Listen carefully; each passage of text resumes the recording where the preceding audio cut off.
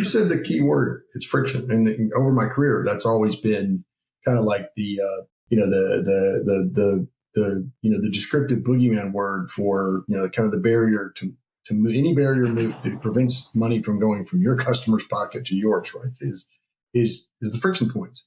And if I have to go to a changer and get, $20 worth of quarters and carry those $20 worth of quarters around and drop them into the machine one after another. And I have an alternative as a mobile payment option. The mobile payment option is less friction once I get over the registration barrier. And we can reduce those friction points with, Apple Pay, using Apple login or Google login, kind of supporting those methodologies, which we do, which kind of makes it easier to register. We allow in-app loading of the account by Apple and Google. That's fine.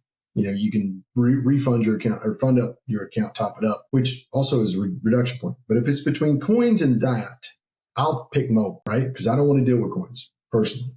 It's just my choice, right? I'll deal with that. It's less friction. Now, if I have, coins, mobile app, and a laundry card, well, laundry card might be less friction to me than mobile application because it's easier, it's transferable, it's easier to deal with. I can more easily, in most cases, load it with cash. I can throw cash into a kiosk and load my card value up.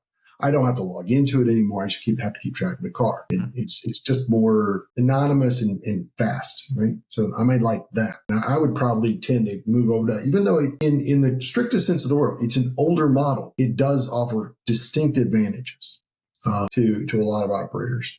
But if I could just pull my debit card or my credit card or use my phone right there and I don't have to talk to anybody, that's even better. I mean, when you go to the grocery store now, you're probably dealing with self-checkout, right? And if I can, some grocers have two lanes. They have the lanes that have the bigger kiosks that actually have cash acceptance, and then they have a whole lot that are just card only. And which ones do you gravitate to? I mean, card only for sure. Right. I'm going right through that line. And if I can't pay with my phone, if I can't use Apple Pay, and I'm not trying to hype Apple, but if I can't use Apple Pay, then if it's easy for me to get to another business that's nearby that takes Apple Pay, I will usually go there because we've all been caught out.